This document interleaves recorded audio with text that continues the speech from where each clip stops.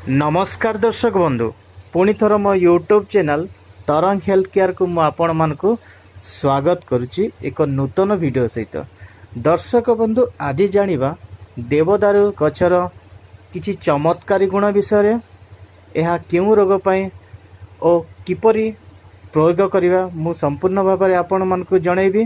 किंतु ता पूर्व कहबी जदि मो चैनल को एपर्यंत सब्सक्राइब करिना ताले शीघ्र शीघ्र सब्सक्राइब करनियंतु ता सहित बेल आइकन को प्रेस कर दियंतु। नेक्स्ट वीडियो रो नोटिफिकेशन आपनकु सहजरे मिली पारिबो। तो वीडियोटी को स्टार्ट करिबा। एही वृक्ष अत्यधिक उच्च प्राय 250 फुट रो होइथाय। कांड गुडिक सीधा और मोटा प्राय 36 फुट रो होइथाय। शाखा गुडिक निजकु झुंकी रही थाए। उपरे शाखा सबु क्रमशः छोट होता है। जो वृक्ष को दूर देखिबा द्वारा कोषाकृतिर जना जाय थाए। एहार छाली मोटा और फाटी फाटी देखा जाय थाए।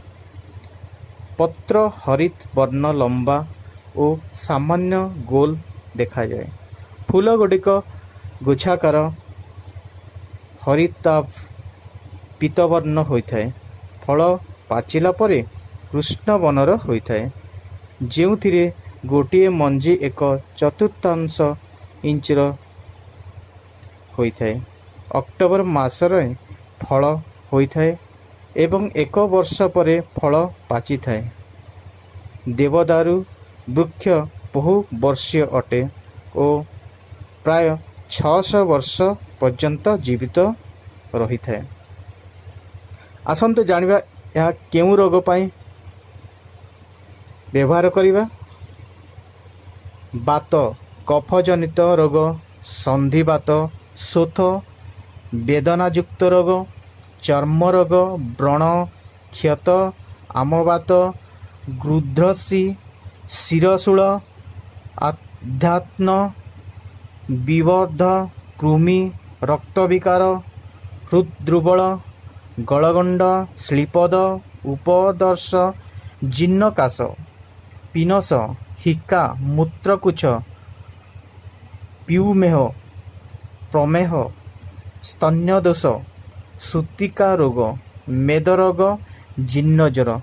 यह गुणरे लघु और स्निग्ध, रसरे तिक्त, कटु, विपाकर, कटु और बीजरे उष्म।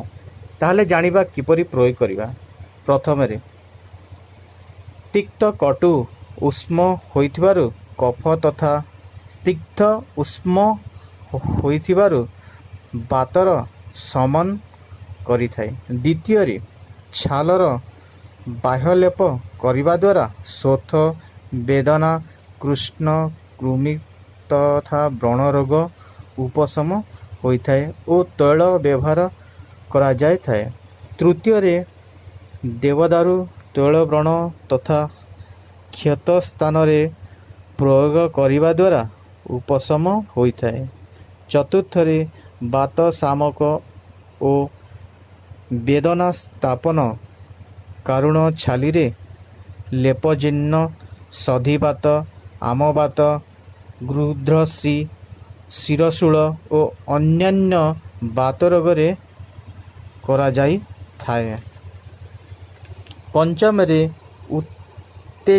उत्तेजक और रक्त शोधक कारणरू हृदय दुर्बल तथा रक्त विकार, श्लीपद, गलगंड इत्यादि प्रयोग करा जाई थाए।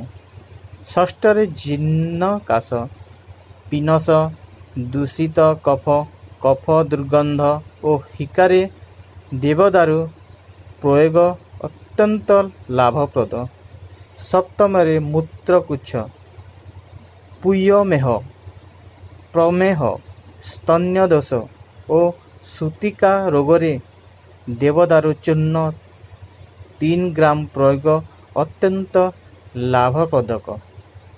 तो दर्शक बंधु ये थिला देवदारू गछर किछि उपकारिता विषय। भिडियोटी आपण मानकु निश्चित भल लागिथिबो। ताहले शेयर एवं लाइक करने को जमा भी भूलिबानी। आज एतिकी पुणी एक नूतन वीडियो आपणों मु नहीं आसीबी। से पर्यंत जय हिंद, जय जगन्नाथ।